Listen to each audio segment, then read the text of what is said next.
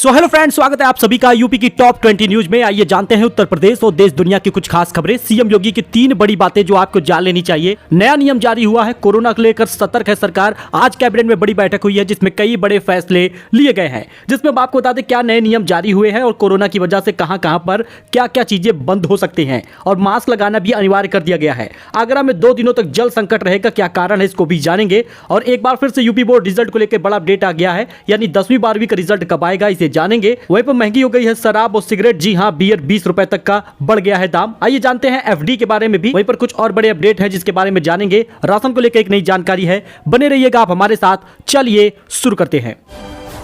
दोस्तों बात कर ले राशन योजना का, तो 5 अप्रैल से 20 अप्रैल तक राशन वितरण की डेट निर्धारित हुई है। हालांकि आपको बता दें ऐसे बहुत से कोटेदार हैं जो अभी तक 5 अप्रैल को राशन नहीं दिए, क्योंकि इसका कारण यह था कि उन्होंने राशन का उठान अभी नहीं किया है। वहीं पर बहुत सारे गांव के निवासी इस बात की शिकायत कर रहे हैं कि जो चावल दिया जा रहा है वो प्लास्टिक का चावल दिया जा रहा है। हालांकि आपको बता दें सरकार की तरफ से ये फोर्टिफाइड चावल है, यानी कि इसमें आपको पोषक तत्व मिला के दिया गया है, ये प्लास्टिक चावल नहीं है। तो 5 अप्रैल को राशन वितरण शुरू हो चुका है। अगर आपके जिले में राशन वितरण नहीं शुरू हुआ तो 6 या 7 अप्रैल से आपको भी राशन मिलना शुरू हो जाएगा, क्योंकि 5 अप्रैल तो डेट निर्धारित हो गई है। लेकिन जब कोटेदार राशन वितरण शुरू करेगा तभी आपको राशन मिल पाएगा। राशन का उठान अब धीरे धीरे कोटेदार कर रहे हैं। प्रति यूनिट पर 2 किलो गेहूं और 3 किलो चावल दिया जा रहा है।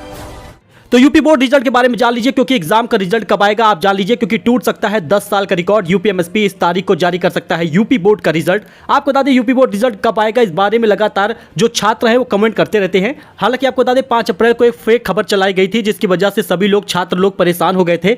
लेकिन 5 अप्रैल को रिजल्ट नहीं आया, इसका कारण यह है कि वो एक फेक खबर थी। हालांकि आपको बता दें सरकार की तरफ से एक निर्देश आ सकता है जिसमें 27 अप्रैल तक आपको रिजल्ट मिल जाएगा। हालांकि अभी तक सरकार की तरफ से आधिकारिक घोषणा नहीं हुई है, लेकिन तमाम मीडिया रिपोर्ट में सिर्फ एक जानकारी है कि इस बार रिजल्ट यूपी बोर्ड का जल्दी आएगा।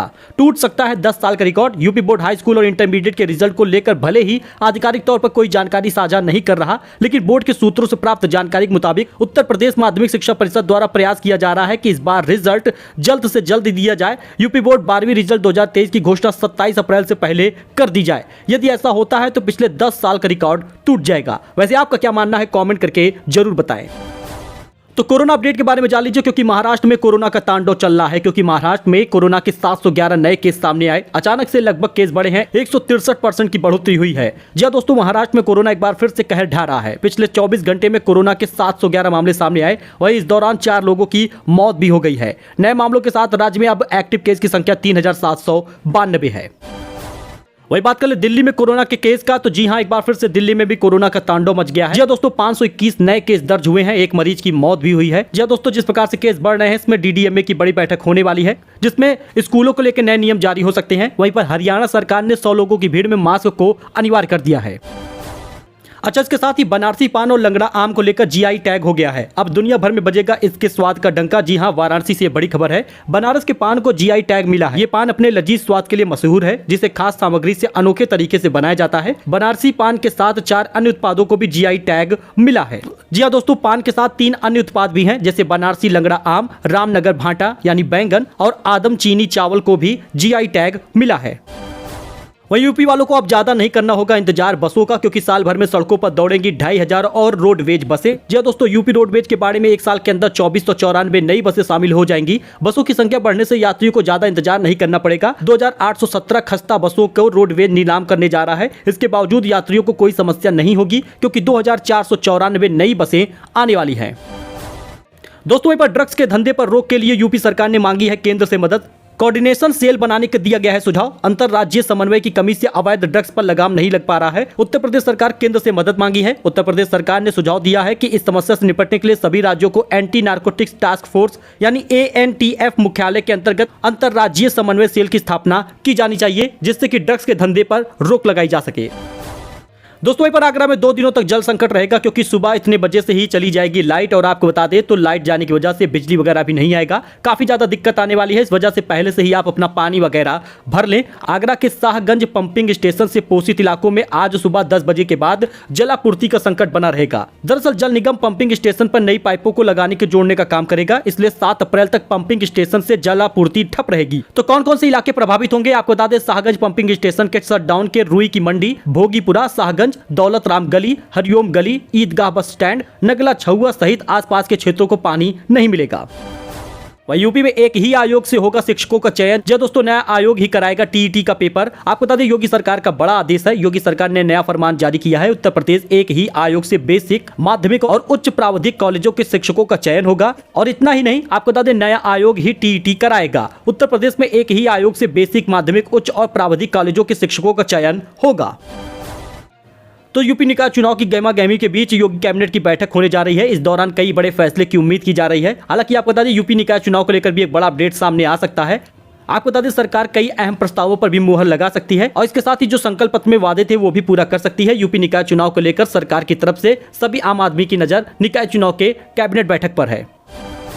वहीं 12 अप्रैल तक जमा करना होगा हज खर्च की पहली किस्त। जी हां, हज कमेटी ऑफ इंडिया ने हज खर्च की पहली किस्त जमा करने की तारीख 7 अप्रैल से बढ़ाकर 12 अप्रैल कर दी है।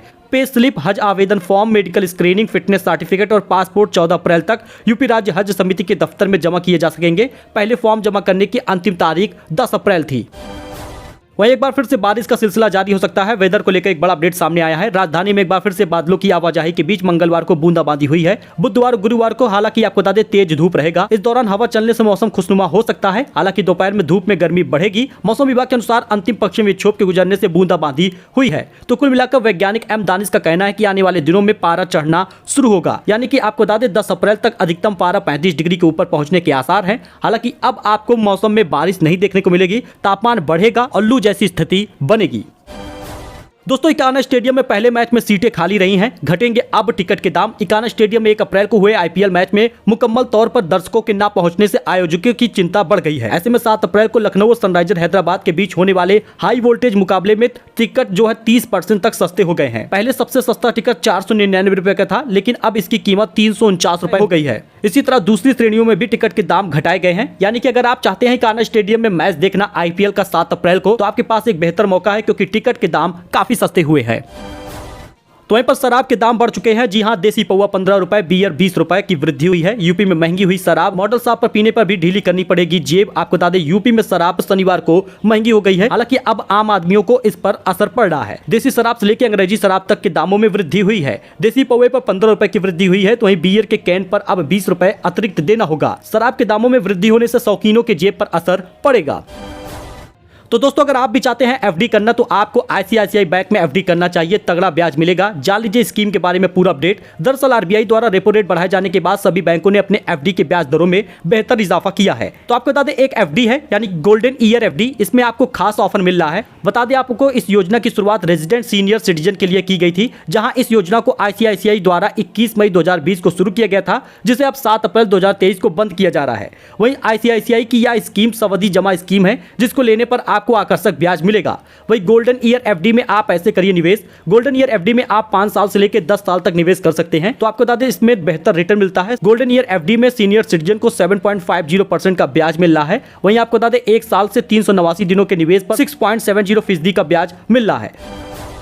वही एक बड़ी खबर सामने आई, जिसमें दहेज में मिले होम थिएटर को चेक करते समय जोरदार धमाका हुआ है। दूल्हा समेत 2 की मौत हुई है। पुलिस को दुल्हन के प्रेमी पर शक है। 3 अप्रैल को सुबह 11:30 बजे दहेज में मिले तोहफे को दूल्हा अपने भाई राजकुमार मेरावी और 4 अन्य के साथ चेक कर रहा था। इस दौरान उनकी नजर दहेज में मिले एक होम थिएटर पर पड़ी। सोनी कंपनी के होम थिएटर से जैसे ही बॉक्स में खोलकर ट्राई किया गया, इसी दौरान एक जोरदार धमाका हुआ। हालांकि आपको बता दें पुलिस को दुल्हन के प्रेमी पर शक है। दहेज में मिले होम थिएटर को चेक करते समय जोरदार धमाका हुआ, जिससे दूल्हे समेत 2 की मौत हो गई है। तो राम मंदिर को लेकर एक बड़ा अपडेट सामने आ रहा है, क्योंकि 155 देश की नदियों के जल से होगा राम मंदिर का अभिषेक। इस दिन होगा कार्यक्रम। अयोध्या में बन रहे श्री राम मंदिर का 155 देशों की नदियों से इकट्ठा किए गए जल से अभिषेक किया जाएगा। इस संबंध में रामनगरी अयोध्या में परिक्रमा मार्ग स्थित रामकथा सत्संग भवन में एक भव्य कार्यक्रम होगा। अयोध्या में बन रहे श्री राम मंदिर का 155 देश के नदियों से इकट्ठा किए गए जल से अभिषेक किया जाएगा।